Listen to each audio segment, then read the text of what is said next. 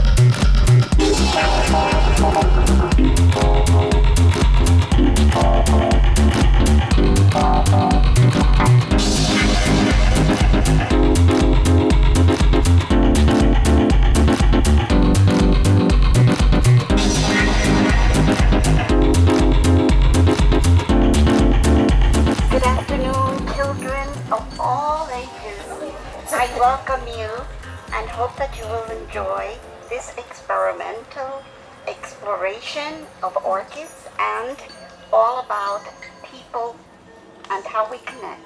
Welcome to my laku. My name is Dimitry.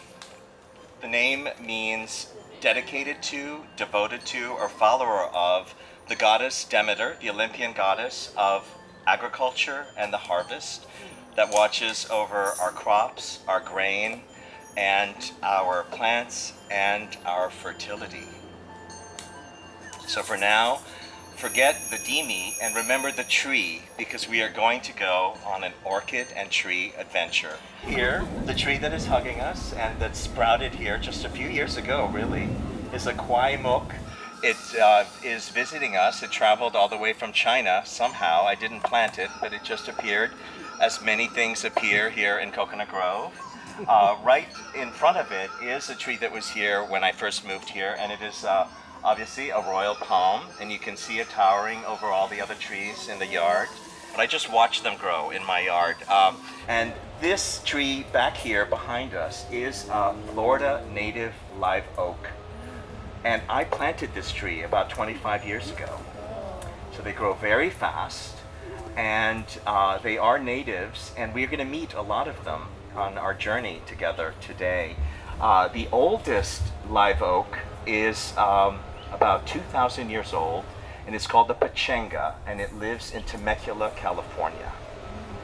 And they take about 70 years to mature. So imagine that, 2,000 years old. Would you like to meet some of the other trees in the neighborhood? Yes! This tree, it also has a brother that lives at the entrance of the property if you came in. Trees, in their magnificent splendor, create a community under their canopies, sheltering insects, lizards, small mammals and birds, both native and exotic, like our society of peacocks. This tree that has been maturing with us for almost 30 years is maturing right now, just like the one out front. So you're maturing also. I'm a plant lover and orchid lover myself, particularly of the native species. And I have a special orchid I want you to meet. Now, this orchid is called the Encyclia tampensis. It's not in bloom now. It is dormant. I want you to imagine this orchid in bloom.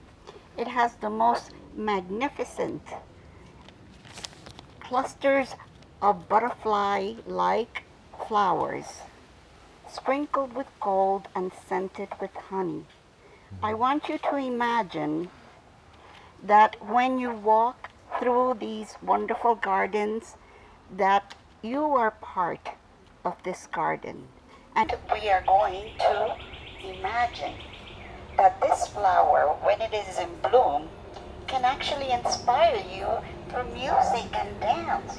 And music has many ways of manifesting itself. So in nature, it is music, their own music, that inspires us. Can you imagine a musical score? Yeah. Okay, then let's imagine it together.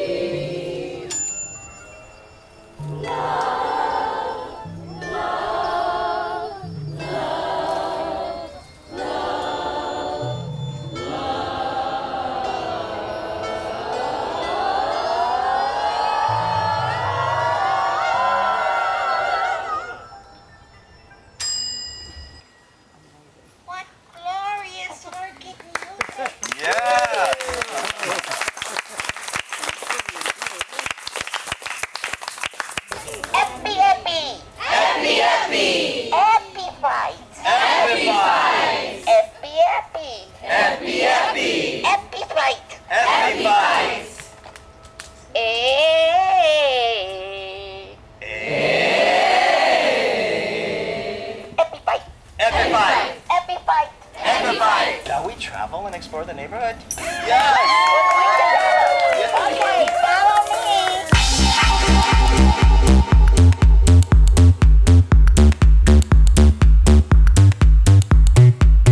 Coconut Grove is the oldest permanent settlement in Miami-Dade County. In 1919, it became a city and was annexed by the city of Miami in 1925. Did you know that the early settlers were black and white Bahamians? The Miami, Bahamas Junkanoo Festival, once called the Goombay, is now a 40-year-old celebration of the Bahamian American influence on Coconut Grove. Welcome to Party Town. But The signature feature of Coconut Grove in terms of nature is its lush flora. The trees are the sentinels, guards for the space makers, really. As we walk to our next destination, pay particular attention to the various spaces and the trees within them. Notice the southern live oak on the left as we walk by. You'll notice again there's a whole ecosystem in its branches. And you might even spot our butterfly orchid.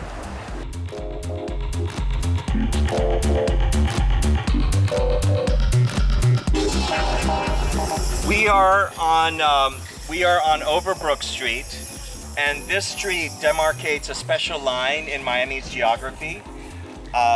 When we go up this little street, we're actually transitioning from the normal Miami grid of the city to a very special grid up here, which is at a 45-degree angle from the rest of the city, and it orients itself to the bay, which is just over that way. And so when you walk here, you'll see that the streets are a lot quieter, and they're even more walkable than this street, Overbrook. And some of my favorite moments are these sort of border zones and the spaces between the properties. They allow for kind of unrestricted and restful growth of plants that we normally don't see when we actually landscape our yards formally.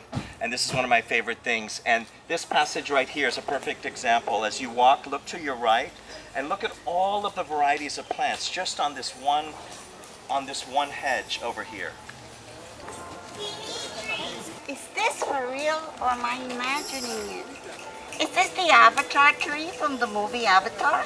It could be, but this is actually the magnificent kapok or ceiba tree. Its habitat spans from Mexico to the southern Amazon and even parts of Africa.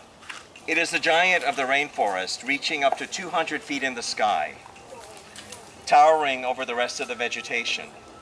So, Betsy, this one is actually a baby. It is considered sacred in Haiti, where I'm from, where it is called the mapu.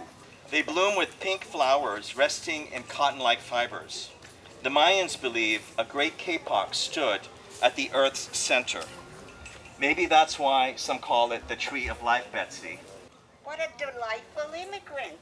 Is it true that like people, they travel? This one got here somehow.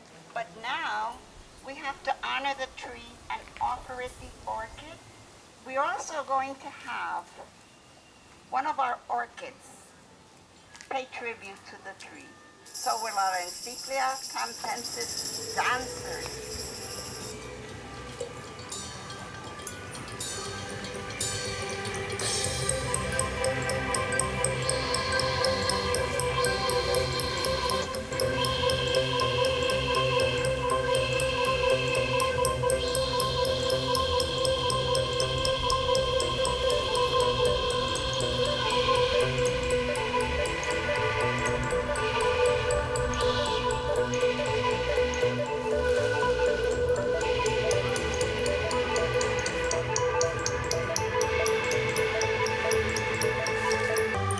There are about 26,000 orchid species in the world, growing on all continents, except of Antarctica.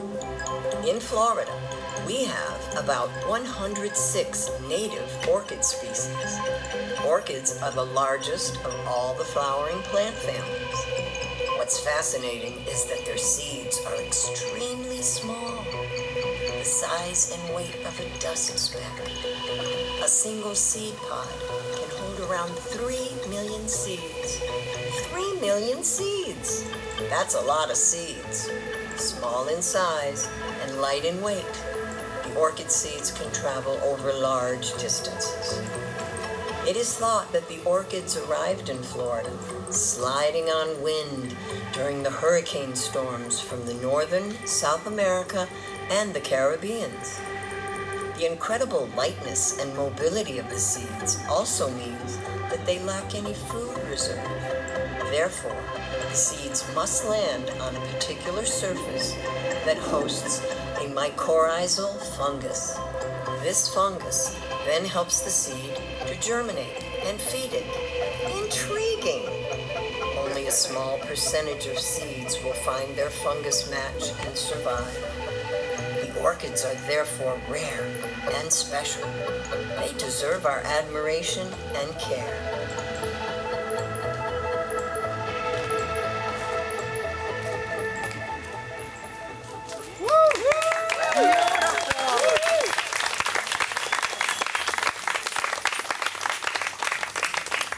My heart is expanding.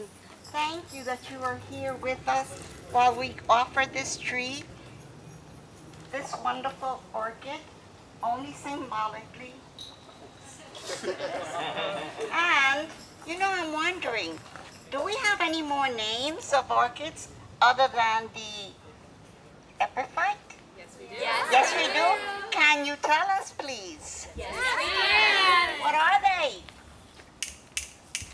1, 2, ready, go. Spider orchid. Dress pink orchid. Indigo orchid. Ghost orchid. Spider, spider. Spider, spider. Spider, spider. Spider, spider. Spider, spider. Grass, grass. Spider, spider. Ghost, ghost. Green flag orchid. Night-scented orchid. Butterfly orchid. Cocktail orchid. Iron spider. Grass, grass. Water spider. Cocktail, cocktail. Yay! Many orchids. Many orchids. Many orchids. Muchas, muchas. Many. Many. Many. Many. Muchas, muchas. Muchas, muchas. Muchas, muchas. Muchas, muchas.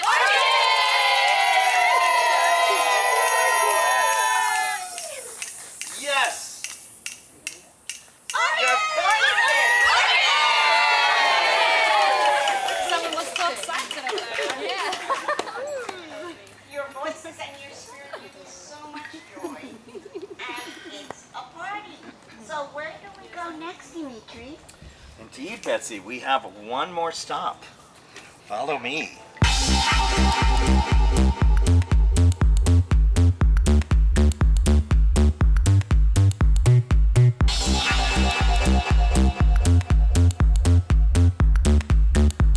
As you can tell, the sentinel of this park is a stunning banyan, the national tree of India. Hindus consider its leaves a resting place for the god Krishna. In the ancient Indian holy scripture, Bhagavad Gita, Krishna mentions the tree. There is a banyan tree which has its roots upward and its branches down, and the Vedic hymns are its leaves. One who knows this tree is the knower of the Vedas. The tree thus symbolizes the portal to the spiritual world, where physical reality is mere shadow. Like the kapok we just left, this banyan is also a baby. The oldest banyan in India is a forest in itself. It is 550 years old, and its canopy spans 4,721 acres. This park is about 1 acre. So imagine a single banyan offering 8,000 times the shade of this one before us.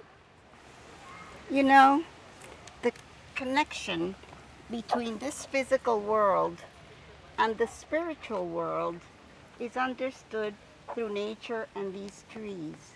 Because you and I, we are the inherited people of this time, but we go way back, and the way I see it is we are spirits. So I want you to connect not just with the knowledge of the tree, but to actually feel the energy, feel the breeze, and try to take a minute and connect.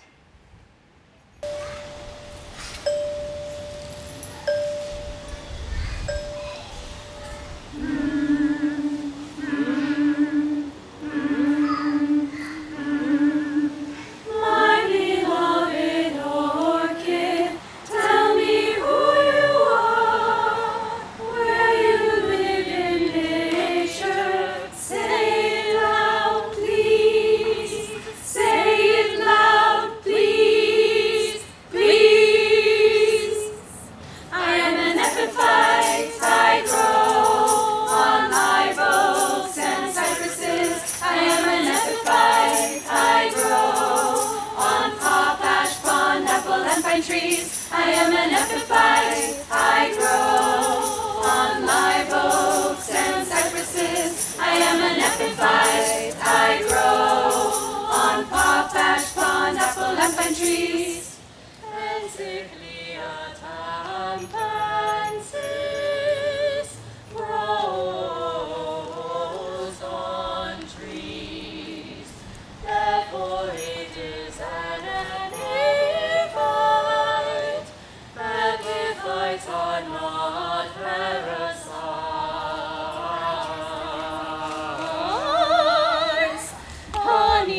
scented flowers, honey in yellow colors, copper or bronze sepals and petals, white lip lined with purple or fuchsia. I am a fuchsia.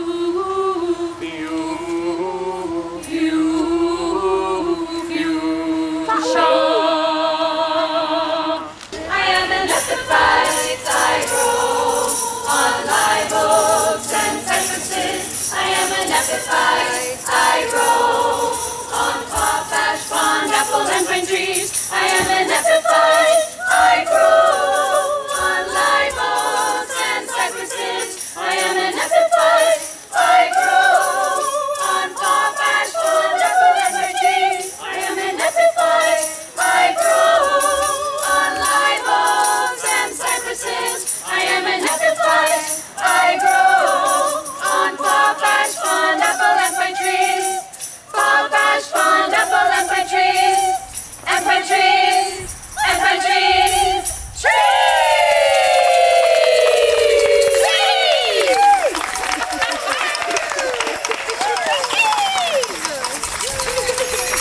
The tree is joyous and invites us to continue nurturing our hearts. I'm going to ask you to close your eyes for a minute and breathe. Breathe in and breathe out.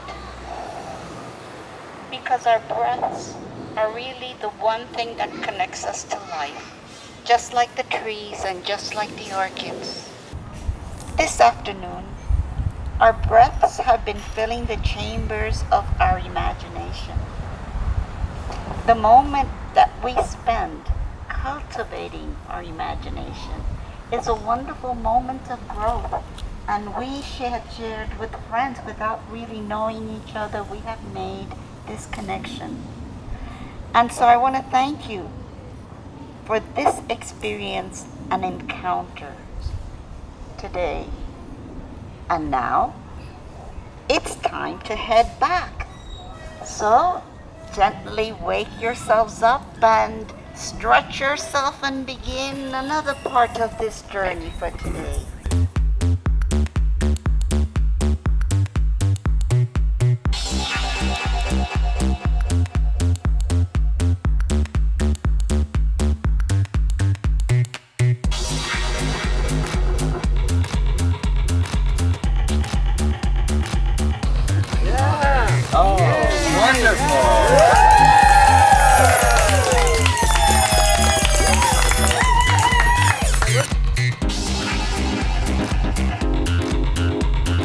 I've been racing butterflies for about 3 years, and these butterflies that I'm going to be releasing today are painted ladies. Now, the painted ladies are actually world travelers, so they come from all different continents except for Antarctica and Australia. So I'm going to be releasing just a few. They're a little shy, so we got to give them a little bit of time, okay? We in? Yeah! The butterflies actually have to die about 4 times before they become a butterfly. So once they hatch, that's their first death. The second time is when they become a larva. The third time is when they go into a chrysalis, into a cocoon. So butterflies create chrysalises, moths create cocoons. And then the last death is once they fully emerge from the chrysalis and they become a butterfly. Wow. So here are the painted ladies. So if you'd like to actually raise these butterflies in Miami and Florida, you can do it. All you need to do to host them is just get the native plants and the butterflies will come. If you plant the garden, the butterfly will come.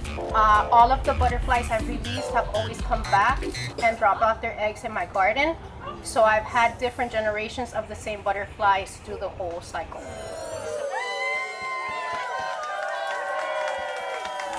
It has been a pleasure to have you and to see you and to celebrate life with you. Well, let us know how you like the show. And remember, maybe we can come back next year and have the butterflies in bloom. So, with no more chit-chat, I say, It's time for a dance party.